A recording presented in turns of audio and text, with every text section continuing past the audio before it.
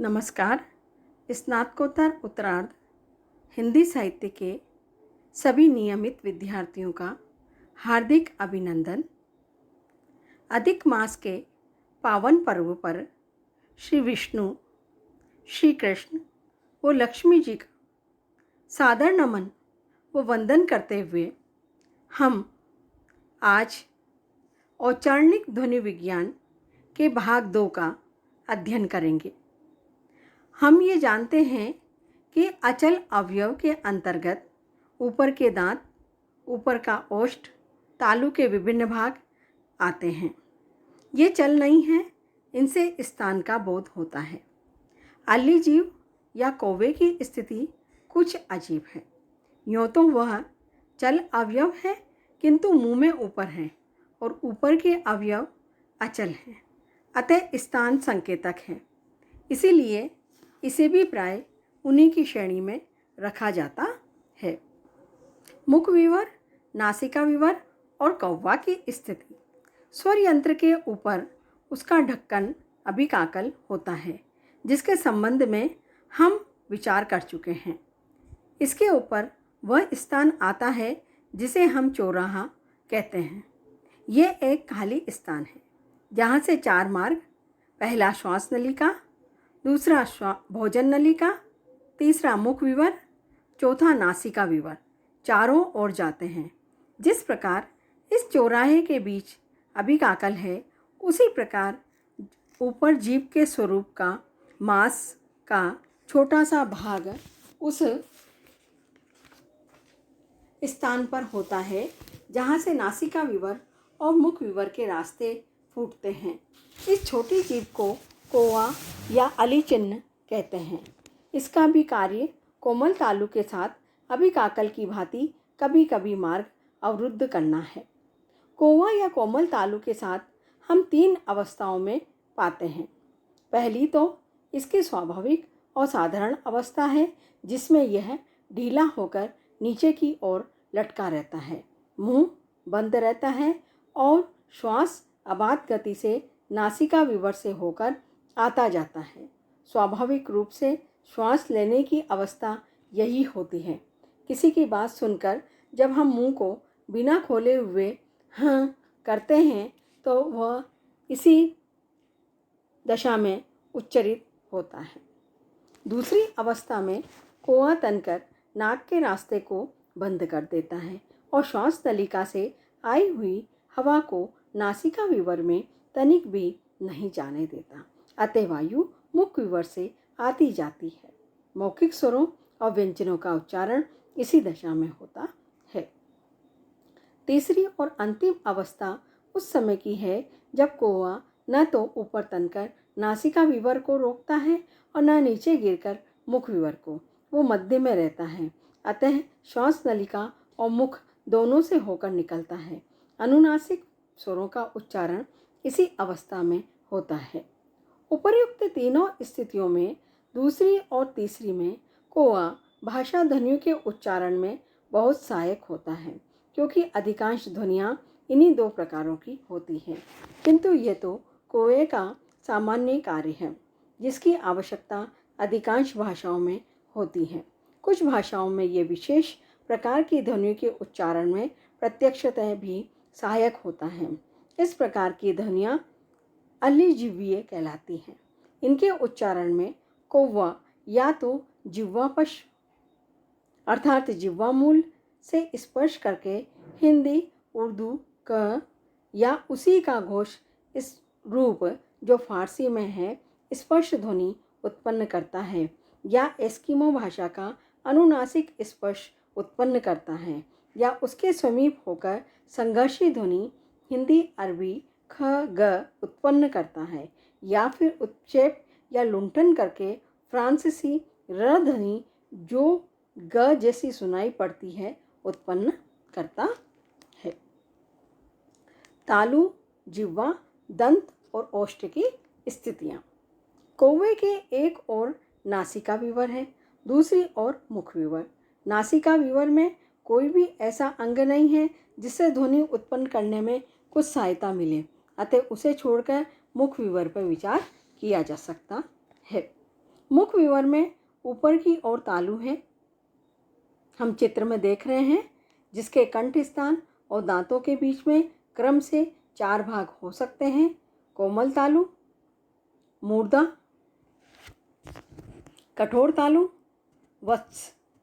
जिह्वा के विभिन्न भागों को इनसे स्पर्श कराकर विभिन्न ध्वनियाँ उच्चारित की जाती हैं।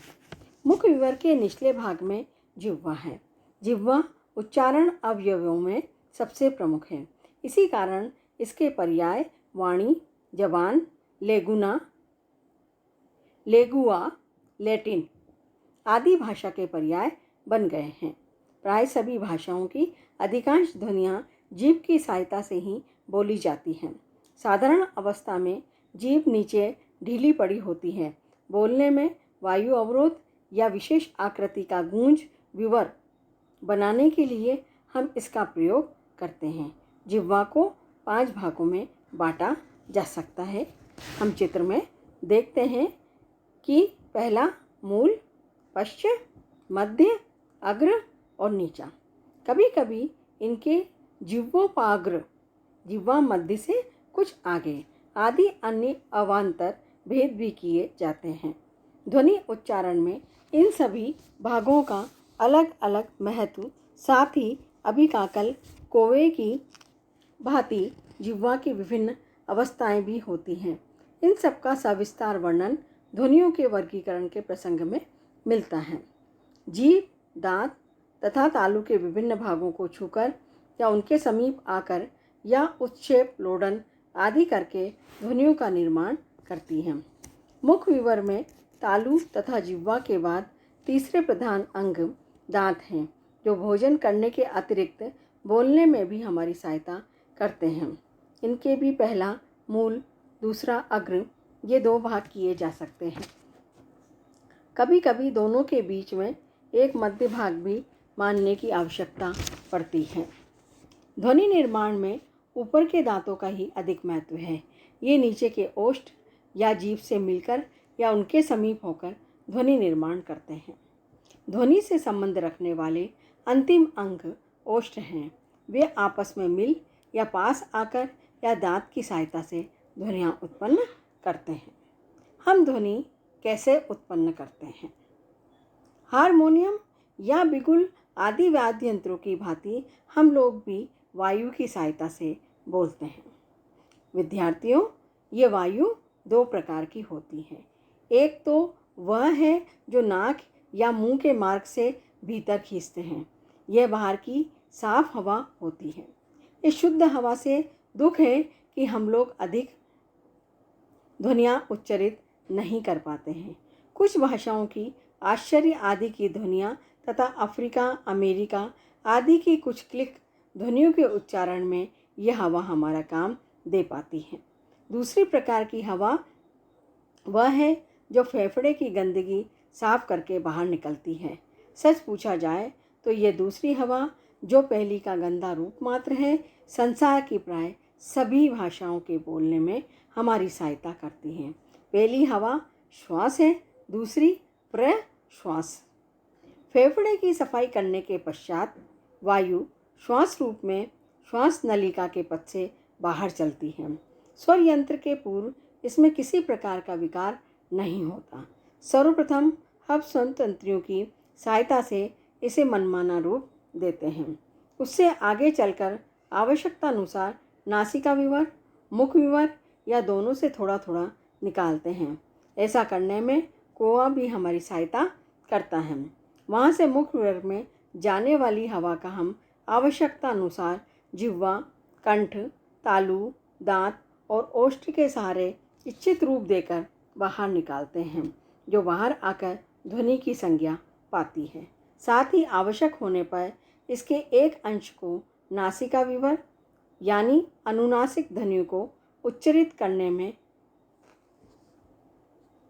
उस आधार पर निकालते हैं। सावनिक या प्रासरणिक ध्वनि विज्ञान, भौतिकी में इसे केवल ध्वनि विज्ञान कहते हैं।